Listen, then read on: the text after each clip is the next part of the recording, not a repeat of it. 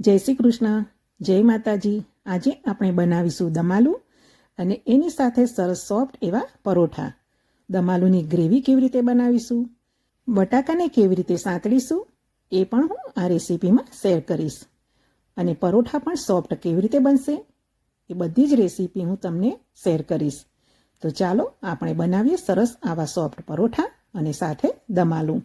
દમાલું બનાવવા માટે મેં આ નાના બટાકા લીધા છે, એને ધોઈને કોરા કરી લીધા છે. હવે આ બટાકાને આપણે કુકરમાં લઈ લઈએ અને બટાકા ડૂબે એટલું પાણી એમાં ઉમેરી લઈએ અને હવે એમાં એક સીટી આવે ત્યાં સુધી એને બાફવાના છે. અહીંયા બટાકાને આપણે વધારે નથી બાફવાના, ફક્ત એક સીટી આવે એટલા જ બાફવાના છે. એ વાતનું પણ આપણે ધ્યાન રાખીશું. તો ગેસ ચાલુ કરીને હવે કુકરમાં આપણે એક સીટી આવે ત્યાં સુધી એને બાફી લઈએ.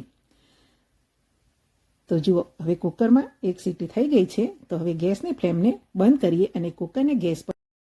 હવે કુકરનું ઢાંકણ ઠંડુ થઈ જાય એટલે એને ખોલીને બટાકાને આ રીતે બહાર કાઢી લઈશું અને હવે એની છાલને ઉતારી લઈશું. તો આ રીતે બધા જ બટાકાની છાલ હું ઉતારી લઈશ. તો બધા જ બટાકાની છાલ ઉતારી લીધી છે. હવે બટાકામાં જ્યારે વઘાર કરીએ ત્યારે ગ્રેવી સરસ રીતે બટાકામાં ભળી જાય એના માટે બટાકાને આ રીતે ઉપર નીચે અને આજુબાજુ કાંટા ચમચી વડે કાણા પાડી લઈશું. હવે આ બટાકાને આપણે તળી લેવાના છે. તળીને પણ બનાવી શકાય છે અને સાંતળીને પણ બનાવી શકાય છે. તો ગેસ પર મેં તેલને ગરમ થવા માટે મૂકી દીધું છે અને તેલ ગરમ થાય એટલે હળવા હાથે એમાં બાફેલા બટાકા ઉમેરતા જઈશું અને એને ઉલટ પલટ કરીને બંને બાજુથી રતાસ પડતા થાય ત્યાં સુધી તળી લઈશું.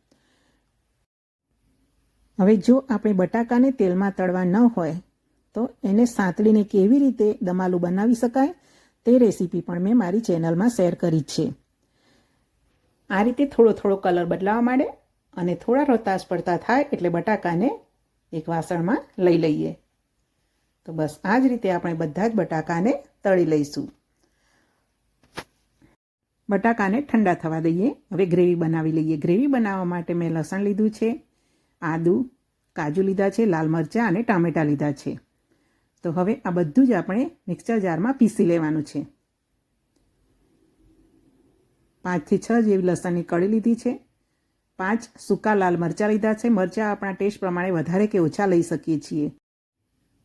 આદુને સમારી લઈએ અને ટમેટાને પણ સમારી લઈશું. આ રીતે રફલી પીસ કરી લઈશું અને બધું જ સરસ રીતે પીસી લેવાનું છે. તો એમાં થોડું પાણી પણ ઉમેરવું જરૂરી છે. 5 ગ્લાસ જેટલું પાણી ઉમેરી લઈશું અને હવે એને સરસ પીસી લઈશું. તો હવે આપણી ગ્રેવી માટેનો મસાલો તૈયાર થઈ ગયો છે. એને એક વાસણમાં લઈ લઈએ. અહીંયા મેં એક ડુંગળી લીધી છે. એમાંથી અડધી ડુંગળીને આ રીતે નાના પીસમાં સમારી લઈશું અને હવે વઘાર કરવા માટે ગેસ પર જાડા તળિયાવાળું વાસણ મૂકીશું અને એમાં 3 થી 4 ચમચા જેટલું તેલ ઉમેરી લઈશું. તેલ ગરમ થાય એટલે 1 ચમચી જીરું ઉમેરીશું અને હવે એમાં સમારેલી ડુંગળી ઉમેરી લઈએ. ડુંગળીનો કલર બદલાય ત્યાં સુધી સાંતળી લઈએ જેથી ડુંગળીની કચાશ દૂર થઈ જાય.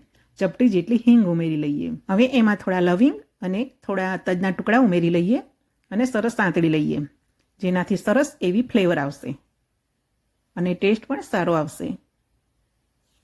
જુઓ, ડુંગળીનો આ રીતે કલર બદલાઈ ગયો છે એટલે હવે એમાં તૈયાર કરેલી ગ્રેવીને ઉમેરી લઈએ અને ગ્રેવીને સરસ રીતે સાંતળી લેવાની. જ્યાં સુધી એમાં તેલ છૂટું પડે ત્યાં સુધી એને સંતળાવા દઈએ. તો જુઓ, હવે ગ્રેવીમાંથી તેલ છૂટું પડતું દેખાઈ રહ્યું છે. હવે એમાં ચમચા વડે થોડી ચલાવી લઈશું અને એમાં 1 ચમચી હળદર ઉમેરી લઈએ, 1 ચમચી ધાણા જીરું પાવડર ઉમેરી લઈએ, સ્વાદ અનુસાર મીઠું ઉમેરી લઈએ, અડધી ચમચી કાશ્મીરી લાલ મરચું પાવડર ઉમેરી લઈએ અને હવે એમાં થોડું પાણી ઉમેરવાનું છે. તો મેં અહીંયા અડધા ગ્લાસ જેટલું પાણી ઉમેરી લીધું છે. હવે આ રીતે સરસ ઉકળવા માંડે એટલે એમાં ફ્રાય કરેલા બટાકા ઉમેરી લઈએ અને સરસ રીતે એને પણ વઘાર સાથે મિક્સ કરી લઈએ. ગેસની ફ્લેમ મીડિયમ રાખવાની છે. હજુ એને ઢાંકીને 2 મિનિટ સુધી ઉકળવા દઈએ, જેથી ગ્રેવી બટાકામાં સરસ રીતે ભળી જશે અને ટેસ્ટી એવું દમાલું આપણું બનીને તૈયાર થશે. હવે એમાં સ્વાદ અનુસાર થોડો ગોળ પણ ઉમેરી લઈએ. ઝીણા સમારેલા ધાણા ઉમેરી લઈએ અને હવે એમાં ગરમ મસાલો જો આપણે ઉમેરવો હોય તો ઉમેરી શકાય છે, ન ઉમેરવો હોય તો સ્કીપ પણ કરી શકાય છે. તો મેં એક નાની ચમચી જેટલો ગરમ મસાલો પણ ઉમેરી લીધો છે. તો હજુ પણ એને 1 મિનિટ સુધી ચડવા દઈશું અને 1 મિનિટ પછી તો જુઓ આ તેલ છૂટું પડતું દેખાઈ રહ્યું છે. હવે ગેસની ફ્લેમને બંધ કરી દઈશું. હવે કઢાઈને ગેસ પરથી નીચે ઉતારી લઈએ અને એને સર્વિંગ ડીશમાં સર્વ કરીએ. થોડા લીલા ધાણા વડે ગાર્નિશ કરી લઈએ. તો તૈયાર છે આપણું ખૂબ જ ટેસ્ટી એવું દમાલું. અને હવે એની સાથે સર્વ કરવા માટે પરોઠા પણ બનાવી લઈએ. તો પરોઠાની રેસીપી પણ હું આપની સાથે શેર કરીશ. પરોઠા બનાવવા માટે ઘઉંનો ઝીણો લોટ લીધો છે. એમાં સ્વાદ અનુસાર જીરું ઉમેરીશું અને મીઠું ઉમેરીશું. મેં અહીંયા જીરું મીઠું મિક્સ કરેલું છે તે ઉમેરી લીધું છે અને એમાં 2 મોટા ચમચા જેટલું તેલ ઉમેરી લઈએ અને સરસ રીતે બધા જ લોટમાં મોણ લાગી જાય તે રીતે મિક્સ કરી લઈએ. હવે એમાં થોડું થોડું પાણી ઉમેરતા જઈને પરોઠાનો સોફ્ટ લોટ બાંધી લઈએ. આ લોટ આપણે રોટલી કરતાં થોડો કઠણ બાંધવાનો હોય છે અને ભાખરી કરતાં થોડો ઢીલો બાંધવાનો હોય છે. અને હવે એની ઉપર થોડું તેલ મૂકીને સરસ એવો મસળી લઈએ અને હવે આ લોટને ઢાંકીને 30 મિનિટ માટે રેસ્ટ આપીએ. 30 મિનિટ પછી લોટને ફરીથી સરસ મસળી લઈએ અને હવે ગેસ ચાલુ કરીને ગેસ પર તવીને પણ ગરમ થવા માટે મૂકી દઈએ. હવે આપણને નાનો મોટો જેવો પરોઠો જોઈએ એ પ્રમાણે લુઓ બનાવી લઈશું અને પરોઠો મીડિયમ સાઇઝનો જ બનાવવાનો હોય છે, બહુ નાનો નહીં, બહુ મોટો નહીં.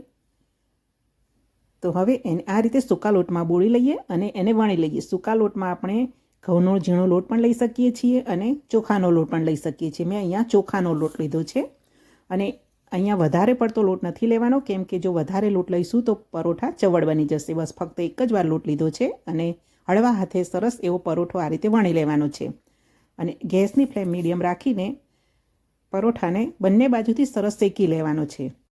નીચેની સાઈડથી થોડો થોડો શેકાય એટલે એને ઉલટાવી લઈશું અને હવે બીજો પરોઠો પણ વણતા જઈશું અને તવી ઉપરનો પરોઠો પણ શેકતા જઈશું. તો જો પરોઠો પણ વણાઈ ગયો છે અને હવે બીજી સાઈડ પૂરેપૂરી શેકાઈ જાય પછી એને ઉલટાવી લેવાનો છે અને હવે એની ઉપર આપણે તેલ મૂકીશું અને હવે ઉલટાવી પલટાવીને બંને બાજુથી રતાસ પડતો થાય એવો પરોઠો આપણે શેકી લેવાનો છે.